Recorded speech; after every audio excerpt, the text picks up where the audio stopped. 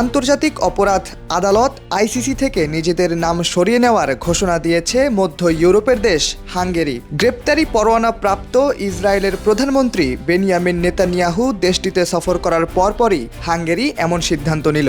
বৃহস্পতিবার ব্রিটিশ বার্তা সংস্থা রয়টার্সের এক প্রতিবেদন থেকে এ তথ্য জানা গেছে।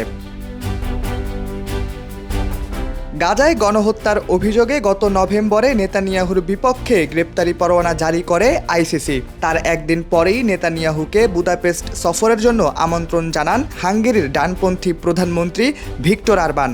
আইসিসির সদস্যপ্রাপ্ত দেশ হিসেবে শর্ত অনুযায়ী গ্রেপ্তারি পরোয়ানাভুক্ত যে কাউকে আদালতের কাছে হস্তান্তর করতে বাধ্য ছিল হাঙ্গেরি।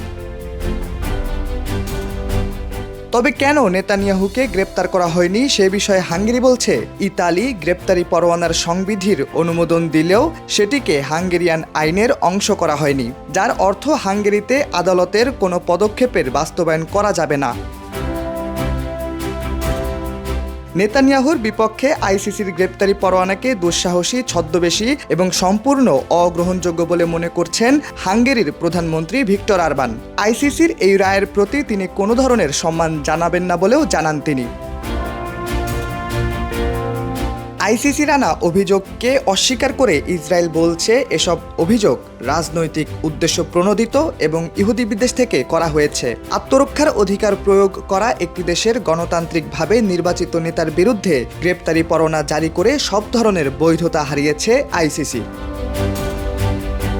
এছাড়া সে সময় আইসিসির বৈধতা নিয়েও প্রশ্ন তুলেছিলেন ভিক্টর অরবান। সামাজিক যোগাযোগের মাধ্যম এক্সের এক পোস্টে তিনি বলেছেন, মার্কিন নিষেধাজ্ঞা থাকা কোনো আন্তর্জাতিক সংস্থায় হাঙ্গেরি থাকতে পারে না। গত ফেব্রুয়ারিতে মার্কিন প্রেসিডেন্ট ডোনাল্ড ট্রাম্প আইসিসির আদালতের প্রসিকিউটর করিম খানের ওপর নিষেধাজ্ঞা আরোপ করে। আইসিসি থেকে হাঙ্গেরির বেরিয়ে যাওয়ার কথা তখনই জানিয়েছিলেন অরবান।